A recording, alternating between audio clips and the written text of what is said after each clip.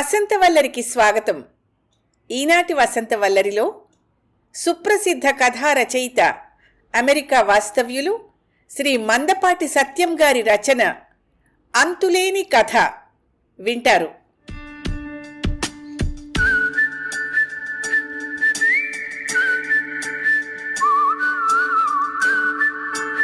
పదేళ్ల క్రితం అనుకుంటాను, ఒక పార్టీలో కలిశాడు మధు. అతను, అతని భార్య, 2 పిల్లలు. అప్పుడే ఇండియా నుంచి వచ్చారేమో. పిల్లలిద్దరూ చక్కటి తెలుగులో మాట్లాడుతుంటే ముచ్చటగా ఉండేది. ఆవిడ కూడా పేరు శాంత. శాంతంగా మర్యాదగా పలకరిస్తుంటే మంచివాళ్ళు అన్న అభిప్రాయం వెంటనే కలిగింది. మధు అప్పుడే ఇండియా నుంచి అమెరికా వచ్చాడు కాబట్టి నన్ను పెద్ద దిక్కుగా భావించి సలహాలు కూడా అడుగుతున్నాడు. నాకు మా ఆవిడికి కూడా వాళ్ళు బాగా ఇష్టమయ్యారు. అతను వాటర్ అండ్ వేస్ట్ వాటర్ ఇంజనీరింగ్లో పోస్ట్ డాక్టర్గా రీసెర్చ్ చేయడానికి వచ్చాడు. 2 ఏళ్లు పూర్తవగానే ఇండియాకి తిరిగి వెళ్ళిపోవాలనుకుంటున్నానని, అమెరికాలో ఉండిపోవడం ఇష్టం లేదని అన్నాడు. అందుకని కావలసిన సామాను కూడా ఎక్కువ కొనుక్కోలేదు. అతనికి నేనే కార్ డ్రైవింగు అది నేర్పించి, ఆఫీస్లో తెలిసిన ఒక ఆయన పాత కారు అమ్ముతుంటే అతనికి చెప్పి అతన్నో కారు వాడిని చేశాను. నాతో అప్పుడప్పుడు అంటూ ఉండేవాడు మధు, ఇండియన్ గవర్నమెంట్ మన చదువుల మీద ఎంతో డబ్బు ఖర్చు పెడుతోంది. మంచి డిగ్రీలు తెచ్చుకున్నాక మన దేశానికి ఉపయోగపడకుండా విదేశాలకు పరిగెడుతున్నారు చాలామంది. అది దేశద్రోహం కాదు? ఎందుకు చేస్తారో అలా? డబ్బు కాపీనమేమో. ఇలా అంటున్నానని మీరేమనుకోకండి అని. ఇండియాలో అవకాశాలు లేకనో, ఇక్కడ అవకాశాలు ఎక్కువనో, వాళ్ళకి కావలసిన టెక్నాలజీ ఇక్కడ అందుబాటులో ఉందనో వస్తూ ఉండవచ్చు కదా. డబ్బు కాపీనం లేని వాళ్ళు ఎలా ఉన్నారో, అది ఉన్నవాళ్ళు కూడా అన్ని చోట్ల ఉన్నారు. అందుకనే కదూ ఇండియాలో లక్షల్లో ఆ కట్నాలు, లంచాలు, బాలీవుడ్ మాఫియాలు, పదవి వ్యామోహాలు, క్రికెట్ మ్యాచ్ ఫిక్సింగులు అన్నా నేను. అలా అని నేను అనుకోను. నేను పై చదువుల కోసం వచ్చాను. అవైపోగానే వెనక్కి వెళ్ళిపోతాను. అంతేకాదు, నాకు ఈ అమెరికన్ విధానాలు, రాజకీయాలు అస్సలు నచ్చవు అని మధు ఆ సంభాషణ కొనసాగిస్తూ ఉంటే అడ్డం వచ్చి, మధు, ఎవరి అభిప్రాయాలు వాళ్ళవి. నేను నీతో వాదించడం లేదు, నా అభిప్రాయం చెప్పానంతే. అలాగే రకరకాల మనుష్యులకి రకరకాల ఆశయాలు, ఆశలు. ఆశ మానవ జీవితానికి శ్వాసం లేదు ఆరుద్ర గారు, అది సహజం. అందుకని ఎవరి గురించి నేను అంత పెద్ద మాటలు ఆడను అన్నాను. తర్వాత సంవత్సరం తిరక్కముందే అతను నాతో అన్నాడు, ఫలానా కంపెనీలో నాకు ఉద్యోగం ఇస్తానన్నాడు. జీతం కూడా చాలా బాగుంది. కొన్నాళ్ళు ఇక్కడే ఉద్యోగం చేసి ఆ అనుభవం కూడా చూడాలని ఉంది. 2 ఏళ్ళు ఉద్యోగం చేస్తే మంచి అవగాహన వస్తుంది. ఇండియాకి తిరిగి వెళ్ళినప్పుడు ఉద్యోగాన్వేషణలో కూడా ఉపయోగపడుతుంది కదండి. ఇంకా అక్కడ అమెరికన్ గ్లామర్ తగ్గలేదు అన్నాడు కూడా. మధ్య మధ్య మామూలుగా కలుస్తూనే ఉన్నాం. అతను చెప్పే కబుర్లు వింటూనే ఉన్నాం, నేను, నా శ్రీమతి.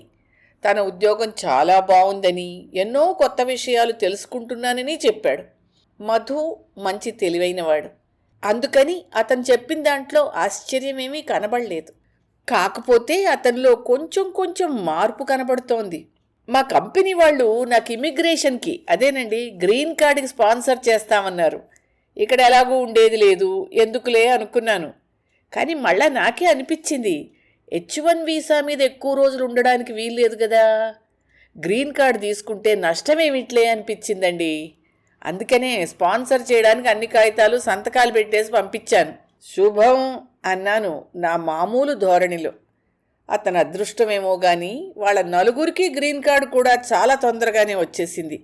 వాళ్ళింటికి భోజనానికి పిలిచాడు ఆ రోజు. మాటల మధ్యలో అన్నాడు, గ్రీన్ కార్డ్ వచ్చేసిందండి, ఇక పర్వాలేదు. ఇలా అంటున్నానని అమెరికాలో సెటిల్ అయిపోతున్నాం అనుకుంటున్నారేమో. అలా అనుకుంటే పప్పులో కాలేశారన్నమాటే. వాళ్ళు ఇస్తున్నారు, మేము తీసుకున్నాం, అంతే. ఇంకో 2-3 ఏళ్లలో ఎలాగో ఇండియాకి తిరిగి వెళ్ళిపోతాం అన్నాడు. అవును, నీకు అలా చేయాలనిపిస్తే అదే మంచిది. ఒకళ్ళ కోసమని ఇక్కడే సెటిల్ అయిపోం కదా. నీకు నీ కుటుంబానికి ఏది మంచిదనిపిస్తే అదే చేయడం మంచిది అన్నాను. ఇంటికి తిరిగొస్తున్నప్పుడు శ్రీమతి అంది, ఎందుకలా ఆయన చేస్తున్న ప్రతి పనిని తనే సమర్థించుకుంటాడు? ఇక్కడే ఉండిపోవాలనుకుంటే ఉండడమే. ఇక్కడెవరూ ఆయన్ని కొట్టి వెనక్కి వెళ్ళమనటం లేదు కదా, ఉండమనటం లేదు. ఆయన జీవితం ఆయన ఇష్టం. దాన్ని అలా సమర్థించుకోవాల్సిన అవసరమేముంది? అతను సమర్థించుకుంటున్నది మన కోసం కానీ మిగతా వాళ్ళ కోసం కానీ అని నేను అనుకోవడం లేదు. అది పూర్తిగా తన మనసుని నమ్మించడం కోసం అతనే చేసుకుంటున్న ప్రయత్నం అనిపించింది నాకు అన్నాను నేను. తర్వాత ఓసారి కలిసినప్పుడు, మీకు తెలిసిన రియల్ ఎస్టేట్ ఏజెంట్ ఎవరైనా ఉన్నారా సార్? మా ఆవిడికి సొంతింట్లో ఉండాలనే కోరిక ఎక్కువైపోయింది అన్నాడు. నాకా కోరిక మీకా అంది శాంత శాంతంగా నవ్వుతూ. ఎందుకు మళ్ళీ ఇల్లు కొనుక్కోవడం?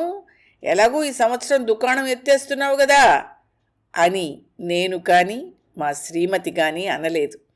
అతని ఎజెండా అతనిది. అడిగితే సలహా ఇవ్వాలి కానీ నిర్ణయం తీసుకుని చెప్తున్నప్పుడు సలహా ఇవ్వడం కాదు చేయవలసింది, అడిగిన సహాయం చేయడం. అందుకే ఫలానా మైక్, ఫలానా కెవిన్ ఫోన్ నంబర్లు ఇచ్చి, నాకు వాళ్ళు బాగా తెలుసు, నా పేరు చెప్పు, నీకు పర్సనల్ అటెన్షన్ ఇస్తారు అన్నాను. ముందే చెప్పానుగా మధు తెలివైనవాడని. అంతేకాదు అనుకున్నది సాధిస్తాడు కూడాను. అందుకనే 3 నెలల్లో గృహప్రవేశానికి పిలిచాడు. ఆ రోజు అందరి ముందు అన్నాడు, మేమేదో ఇల్లు కొనుక్కుంటున్నామని ఇక్కడే ఉండిపోతాం అనుకోకండి, మాకిక్కడ అసలు ఏమాత్రం నచ్చలేదు. ఇంకో 2 ఏళ్లలో ఇండియాకి తిరిగి వెళ్ళిపోతున్నాం. ఊరికే ఈ కొత్తింటి సరదా చూద్దామని కొన్నామంతే. అతను ఆ మాట అన్నప్పుడు మా ప్రకాష్ అంటున్నాడు, 2 ఏళ్లలో వెనక్కి వెళ్ళిపోయేటప్పుడు కొనడం ఎందుకండి? మళ్ళీ అమ్మడం కష్టమవుతుంది ఈ ఎకానమీలో. కావాలంటే ఇలాంటి ఇళ్ళు అద్దెకు కూడా దొరుకుతాయి కదండి అని. అతని మాటలు మధు పట్టించుకున్నట్టు లేదు. అమెరికన్ ఎకానమీ ఎందుకు బాగలేదో, ఎంత బాగాలేదో చెప్తున్నాడు. నేను మాట్లాడకుండా సాంబార్లో చపాతీలు నంచుకుంటూ వాళ్ళ మాటలు వింటున్నాను. తర్వాత 2 ఏళ్ళు అయిందేమో, ఓ రోజున ఫోన్ చేశాడు మధు. అలా ఫోన్ చేసి మాట్లాడడం మామూలే కనుక, ఏమిటి విశేషం, ఇండియాకి తిరుగు ప్రయాణం కడుతున్నారా అన్నా నవ్వుతూ. మధు అదోలా నవ్వి, అది కాదండి, మిమ్మల్ని విషయం అడగాలి. అమెరికన్ సిటిజన్షిప్కి అప్లై చేస్తున్నాం మా అందరికీను, మొత్తం ప్రాసెసింగ్కి ఎన్నాళ్ళు పడుతుందంటారు అని అడిగాడు. ఇలాంటి మాట అతని దగ్గర నుంచి ఎప్పుడో ఒకప్పుడు వింటానని తెలుసు, కానీ అంత త్వరగా వస్తుందనుకోలేదు. అయినా నా ధోరణిలో అతన్నేమీ ప్రశ్నించకుండా, నేను సిటిజన్షిప్ తీసుకుని చాలా ఏళ్ళయింది, అప్పటికి ఇప్పటికీ చాలా తేడా ఉంది, కనుక నువ్వు ఈ మధ్య అప్లై చేసిన వాళ్ళని అడిగితే లేటెస్ట్ ఇన్ఫర్మేషన్ దొరుకుతుంది. రామారావు గారిని అడిగి చూడు అన్నాను. అలాగే. మరే నేను అమెరికాలో ఉండిపోవడానికి సిటిజన్షిప్ తీసుకోవడం లేదండోయ్. బిజినెస్ ట్రిప్స్ మీద యూరోప్ కానీ జపాన్ కానీ ఇండియన్ పాస్పోర్ట్తో వెడితే మళ్ళీ వీసాలు తీసుకోవాలి. అదే అమెరికన్ పాస్పోర్ట్ అయితే అక్కర్లేదు, అందుకని అన్నాడు మధు. నాకు తెలుసు మధు తనని తను సమర్థించుకోవడంలో సమర్థుడు అని.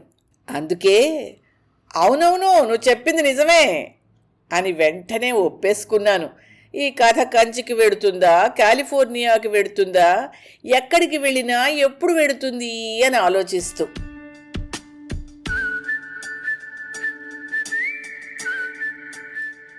వసంత వల్లరిలో సుప్రసిద్ధ కథా రచయిత, అమెరికా వాస్తవ్యులు శ్రీ మందపాటి సత్యం గారి రచన అంతులేని కథ విన్నారు.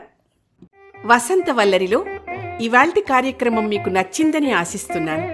అందుకే లైక్ చేసి మీ మిత్రులకు బంధువులకు లింక్ను షేర్ చేసి మీ అమూల్యమైన అభిప్రాయాన్ని నాకు కామెంట్ బాక్స్లో తెలియచేయమని, వసంత వల్లరికి సబ్స్క్రైబ్ చేయమని విన్నవించుకుంటూ మీ వసంతలక్ష్మి అయ్యగారికి సెలవు మరి. Thank you. వసంత వల్లరి మిత్రులు, శ్రేయోభిలాషులు, వీక్షకులు, శ్రోతలు అందరికీ ఒక విజ్ఞప్తి. గతంలో లాగానే ఎప్పటికప్పుడు నా కథలను విని స్పందన తెలియచేయమని కోరుతూ, నేను చదివిన కథ మీకు బాగా నచ్చినట్టయితే తప్పకుండా హైప్ ఆప్షన్ నొక్కి నన్ను ప్రోత్సహిస్తారు కదూ.